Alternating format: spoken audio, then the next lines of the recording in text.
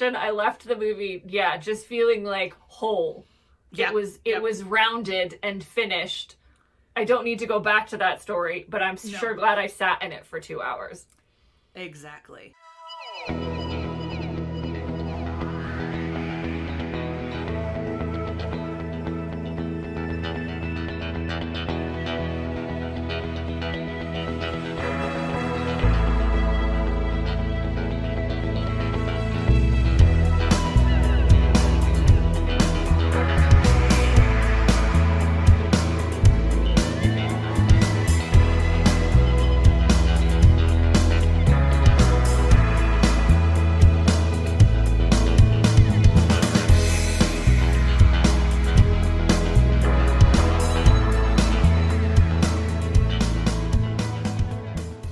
Hey everybody, we're the Good Doctors of Abbey Research. I'm Dr. Erin.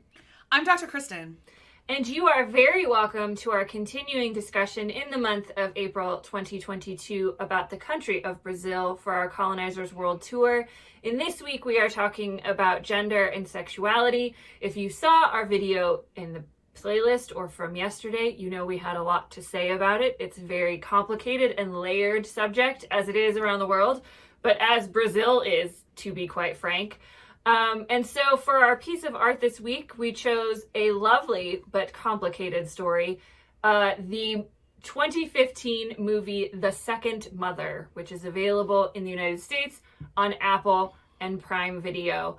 And it's the story of a woman named Val who left her child in the rural countryside and moved to Sao Paulo to become a nanny and a caregiver for a wealthy family, and they're taking care of their son.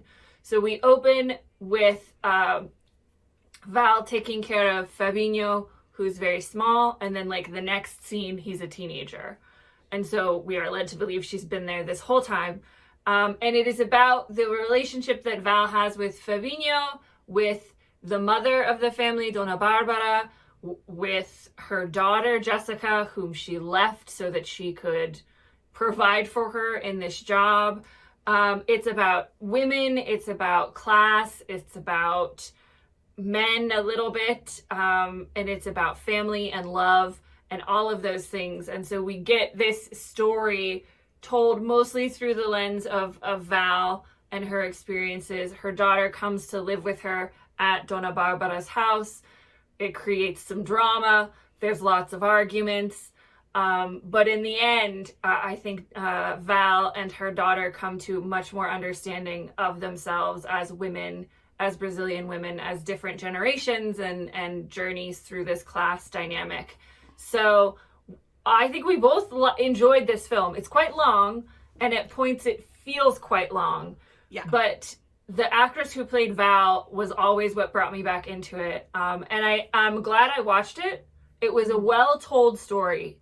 And I will always be glad that I watched it. I don't know that I'm going to sit down anytime soon and be like, you know what I feel like watching now? The Second Mother. But I really did enjoy it. Dr. K, what would you like to talk about? Outside the checkerboard espresso set, what would you like to talk about? That was my favorite. I loved it. What I will say is that what I really deeply appreciated is that this is not a story I think about a lot. Yeah, the same. narratives of women that have to leave their children to go raise someone else's children. Yeah, that's a good point. But it has been a thing forever since, people were wet nurses. Like, this has been a thing, forever. And I definitely forget that it is something that even still happens a lot. Because my friends that have nannies, or if they have to live in nannies, they're au pairs in their 20s, and they're only there for a year or two on a visa. And I don't know anybody who has this situation personally. Right. And so as I started watching it, I was thinking like, oh my God, there's a lot of dynamics here I never think about. Mm-hmm. There's a lot of layers to this that I never wonder. And I watched Val's unbridled joy at having Jessica show up, and Jessica's complete indifference about being around her mother. That when she first shows up, Val is just a free place to live.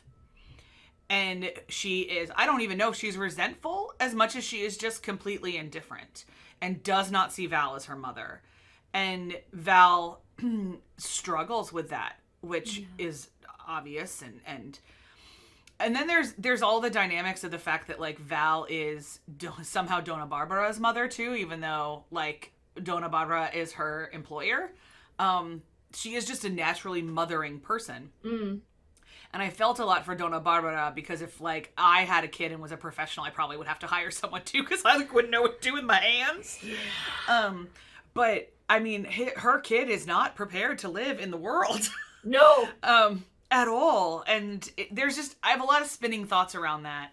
But at the core, I agree with you. There were times that I would have, if we were not watching this for work, I would have tapped out. A couple of times where I just would have been like, I'm good. I'm so glad I didn't though, because the payoff at the end and the way they wrap everything up together is really quite lovely. And it really actually plays on the idea of even the phrase second mother and what does that mean and what is it going to look like, and are there other people for whom Val is going to be a second mother, and does she get a second chance to mother Jessica? And I really deeply enjoyed it. The internet tells me that this actress who plays Val, whose name I didn't write down, I just wrote down the director, is like very much known for her comedy. And that she is a revelation to a lot of Brazil in this performance of a dramatic role. Yeah. And it reminded me a lot of Olivia Colman, how everyone responded after she filmed Broadchurch. And like the entire nation of the UK lost their minds that Olivia Colman could be serious. Yeah. And now Americans are like, she can be funny. I'm like, oh my gosh. Americans are like, she was in comedies? I thought she was in Peep Show. Yeah. Yeah. No, and I think she walks that line of drama and comedy really well, but the earnestness with which she portrays Val was so perfect. And the unbridled joy of having Jessica come to stay with her. The unbridled joy in anything Fabinho did, Fabinho did. And like you talked about the theme of the second mother, right? But arguably Donna Barbara is the second mother to Fabinho. Absolutely. And he certainly views her that way, if not explicitly, then implicitly or unconsciously. And so, and she struggles with that. And she struggles with the relationship that her son has with Val, but then she also struggles with the relationship that her husband, Jose Carlos, forms with Jessica, which was weird and probably the only part of the movie I didn't think I needed because it didn't really help with anything except maybe explain generational and gender dynamics a little bit. But it could be something that we just don't understand as outsiders. Because that was my immediate thing was like, this is trying to tell me something. I don't know what it's trying to say. I don't know what it's trying to say. Yeah. And like, he falls in love with her. He falls in lust with her, like really quickly. He tells her that the house is empty without her and proposes marriage seriously. And like, we don't know the time span, but I don't think it's that long. And he does seem to be, we don't get a lot of fleshing out of Fabinho and Dr. Carlos. We're not supposed to. It's the story of Val and these other two women mostly. But we do see a level of like insecurity and like maybe struggling with his own self-perception of like relevancy. Yeah. Because the word one reviewer used was feckless. Yeah, I liked that. But he takes Jessica to his old art studio and talks about why he stopped painting and like it just struck me as kind of like something that happens in middle age when you're like not sure how you got to be where you are. Yeah. I don't want to say it was like his midlife crisis or whatever that then he went after the younger woman. That sounds cliche, but also how sometimes people react. And that might be what it is. Yeah. That might be exactly the story they're trying to tell. I don't know. Yeah. I don't know. Yeah, and you're right. Like that's a good way to put it. I didn't know what they were trying to communicate, and that I recognize that it might be something specific to Brazilian culture that I just don't understand, and that's cool. But that was really the only part where I was like, what is happening? Like all the other stuff culturally translated for me. Yes. And at one point I read, and I'm going to butcher the director's name, because what I have learned the most in the 6 weeks I have spent thinking about Brazil is that I don't know Portuguese. I don't Get Portuguese. Moilier, the director, based this on the experience of having a nanny that left her daughter to come and care for Mulier's son. So, like, she is Dona Barbara in this situation, the director and writer is. Which I find it really interesting that then the movie focused so much on Val. Yeah. That was the choice that she made artistically. Like, the story she wanted to tell was Val's story, not her story. Then the other thing that I will say is, for me, Dona Barbara is so fascinating, and we don't dive into her enough, personally. I understand that, like, I'm the queen of I want everyone's point of view in things. Eleanor and I actually joke about this. Because when we're writing creative fiction, I have, like, the entire rest of the community comment on what is happening. And the only people that talk in her works are the two main characters. So I'm always like, what's everyone else's perspective on this? It's just how my brain works. Yeah. And so I wanted to hear more from Dona Barbara, and I wanted to see her alone more, and I wanted to watch her face as she navigated this world. Because at the very beginning, she says a very key phrase for me. She says, "You're almost family." Yeah. Now, an American would just say, "Your family," and then proceed to treat her like a servant. Like almost family. Yeah. So I thought that distinction was key. Yeah. But it's still very obviously, now we get into the class thing, a really difficult line for Dona Barbara to walk of exactly who Val is. Mm-hmm. And why are these boundaries so important to her?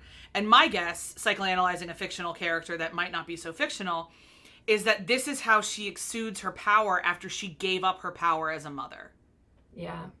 So she has to, like, monitor and police Val so that she still feels like she has some relevancy in this entire relationship network. But I would have loved a little bit more time with her and less time with Carlos, to be quite frank. To be quite honest. Yeah. I mean, the class distinctions across generations was a real fascinating layer to this, and you get it both through Dona Barbara's relationship with Val and Val's relationship with Jessica and Dona Barbara's relationship with Jessica. In this, Val has only ever known the class differences. She doesn't know a different life. And so her perception of Jessica, that she doesn't want or doesn't participate in the class distinctions is that she thinks she's better than them. And Jessica says really interestingly to her, I don't think I'm better. I just don't think I'm worse than them. And I thought that was a real interesting distinction. But Jessica comes in and she's like, but why? Who made these rules? Why do you have to play by these rules? Val has only ever known these rules. That's how she organizes and structures her life. That's how she was able to justify leaving her daughter for her whole life, so that she could provide for her. And Val and Jessica have a really powerful argument where Jessica is, like, bitter and angry. She's like, you abandoned me. And they both tell each other, you have no idea how much I've suffered. They say the exact same phrase to each other. And, she says, you're not my mother. Sandra's my mother. Sandra raised me. And she was like, Sandra raised you on what money? Yeah. Who paid for your clothes? Who paid for your school? Who paid for your food? I did. Sandra was just the beneficiary of it because she was able to then provide those services to you. So I loved those conversations that we got, and that I would agree with you, analyzing a fictional character, that Dona Barbara, it was all about power for her. It was power and control. And whether it's because she didn't feel like she had an equal partner in her marriage, she certainly has appearing to have resentment for Dr. Carlos. They don't have a great relationship. Her son doesn't particularly have an emotional affinity with her. So the only way she can keep control over that is to maintain these barriers. Yep. But I think for me, the way the women navigated those conversations and barriers and the conversations it raised in the film was my favorite part. It was really, really interesting. And I agree with you, not something I had necessarily thought of as a lens with which to view, the relationships of women in in the context of that like economic arrangement. Yeah. That, for me, this is one, if, you know, we rented it. I rented it for $4 on Amazon.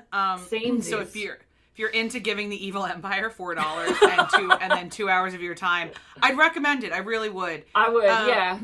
Especially if you are interested in the evolving role of women in global society. This is a great one that offers up a lot of food for thought.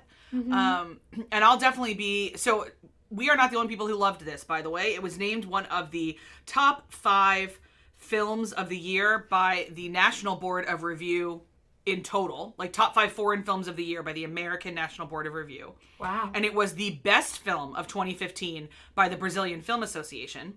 And it was Brazil's 2016 Academy Award in Foreign Language Oscar submission. Wow. It did not win. I cannot remember what it lost to. But this is a very, you know, when I was looking for movies that would tell the story of women in Brazil, this is the one that showed up on every single list, and I see why. Yeah. It's very well crafted. It is very... It's not my particular speed that I would enjoy, but if it is this well loved, my guess is that this is a pretty common art house speed for Brazilian films. And I didn't see a single review that complained about the pacing. So my guess is that my problems with the pacing are my problems and not the film's problems. I'm comfortable in saying our problems with pacing. Our problems, yeah. Our problem, our kind of queries with the quibbles with the pacing is an us issue and not a film quality issue. But yes, please watch it. Honestly, if for nothing else than the very last conversation between Val and Jessica in the whole movie, their last interaction is one that just made me sigh. Yeah. Yeah. Like with contentment. And it was worth the journey to get to that conversation. It was. Also because Val steals from Dona Barbara the black and white espresso set that she gave her for her birthday that was not up to Dona Barbara's standards. Up to Dona Barbara's standards. And she spent the amount of time she spent putting the cups and trays out. It was like the most... That was when you could tell she was a comedian. That her commitment to the bit of the espresso tray. Of the espresso tray. She spent a good 5 minutes setting it up, took it out to the party, and was pushed back in by Dona Barbara because it wasn't fashionable enough. So she stole it and took it to Jessica, and they both are like, oh, que belinda, like, how beautiful, look at this. It was amazing. It made, and like that along with their conversation, I left the movie, just feeling like whole. It was rounded and finished. I don't need to go back to that story, but I'm sure glad I sat in it for 2 hours. Exactly. So we've got 1 week in Brazil left. Whew, so much Portuguese.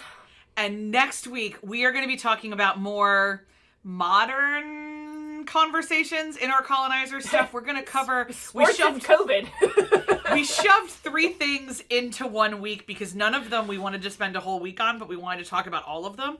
So we're going to talk about the 2014 World Cup and FIFA, the 2016 Rio Olympics and the IOC, and then we're going to talk about COVID and Bolsonaro.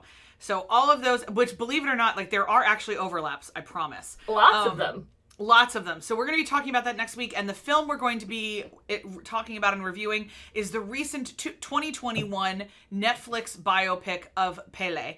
That is everything else is too recent to have a documentary about it. So honestly, we were like, let's just talk about Pele, because why shouldn't we? He is Brazil. So we should talk about Pele, and that's what we're going to do. In the meantime, we hope that you are in a place where you can mother the way that you want to, be mothered the way that you crave, and that you find community and your favorite espresso sets wherever you find home. All the best, everybody. Bye.